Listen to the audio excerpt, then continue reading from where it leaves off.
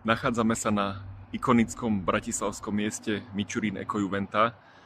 v areále absolútne jedinečnom v Bratislave, ktorý bol vybudovaný pred desiatkami rokov na účely ekovýchovy a rozvoja talentov detí a mládeže v rozličných oblastiach, najmä vo vzťahu k prírode a k univerzálnemu rozvoju talentov v desiatkách rôznych krúžkových činností. Dnes už približne 3 roky je tento areál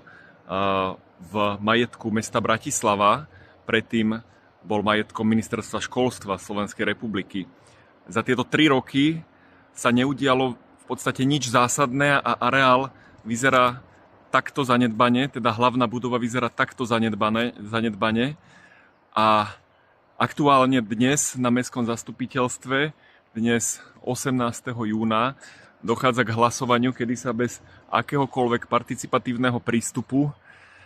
ide prihrať vyslovene netransparentným postupom tento areál blízkym spolupracovníkom a vládnúcej koalície Progresívne Slovensko, Tým Bratislava, SAS a Vysokej škole výtvarných umení s rektorkou Bohunkou Koklesovou, pričom je reálne ohrozené to, že tento areál bude prioritne slúžiť vzdelávacím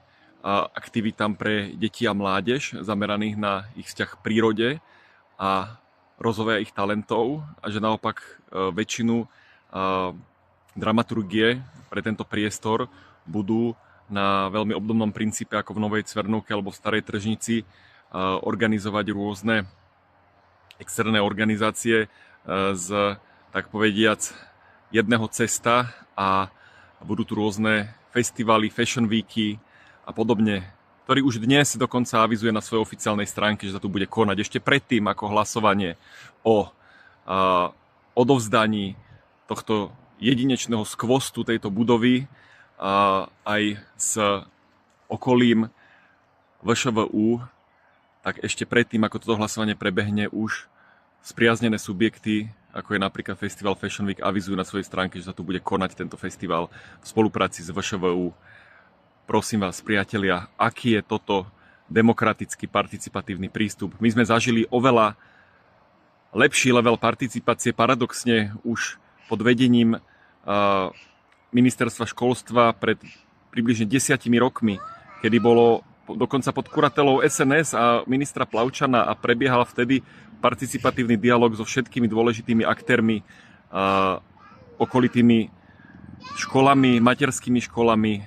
centrami voľného času, občianskymi združeniami ako OZ Hrad Slavín, OZ Mičurín, vďaka ktorým bol tento jedinečný areál a vrátane tejto budovy vyhlásený za národnú kultúrnu pamiatku, inak by už bol dávno osekaný a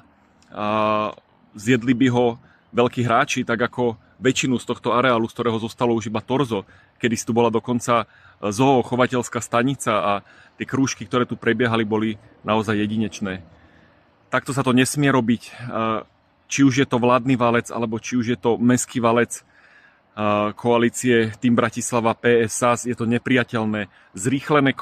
Zneužívanie zrýchlených konaní na národnej úrovni a zneužívanie osobitných zreteľov na obecnej a mestskej úrovni je nepriateľné a nemôže to prebiehať klientelistickým spôsobom. Mesto aktuálne nie je schopné sa starať o svoj vlastný majetok a za 1 euro ho chce na 10 rokov odovzdať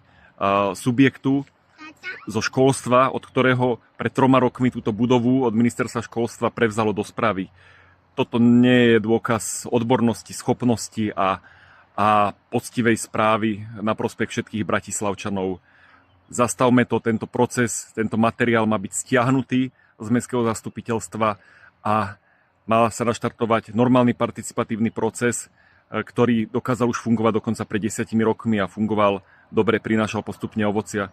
My ako aktívni občania sme tu rozbehli v podstate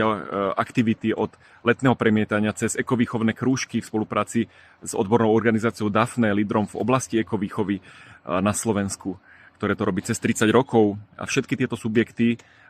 občianske združenia, odborné organizácie boli odstrčené a bolo to upečené doslova z týždňa na týždeň za zatvorenými dverami na základe jednej veľmi strohej žiadosti Vysokej školy výtvarných umení. Keď sme sa posledné roky opakovane informovali u mestských poslancov vedenia mesta, čo je s Mičurinom, kedy sa naštartuje nejaký proces obnovy sprístupnenia celoročného pre aktivity detí a mládeže, tak tento proces bol v podstate nečinný. Bolo nám povedané, že nie sú peniaze, nie sú ľudia a nič sa nedeje, preveríme, zistíme, nikto žiadnu relevantnú informáciu nepodal, žiadne participatívne skupiny neboli zvolané, proste tvárili sa, že nič sa nedeje a potom sme sa doslova z týždňa na týždeň, minulý týždeň bola majetková komisia a z týždňa na týždeň sme sa dozvedeli, že tento areál sa ide takýmto pofiderným spôsobom doslova klientelistickým streliť za 1 euro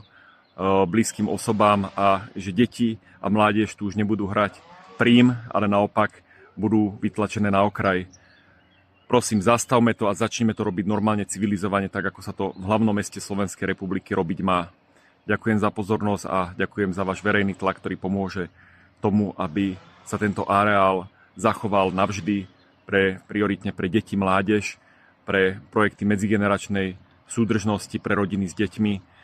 a na rôzne iné bohumilé podujatia, ktoré ale budú v súlade s tým hlavným poslaním areálu, ktorý má zostať s akcentom na vzťah človeka a hlavne detí k prírode a k životnému prostrediu v zdravej forme.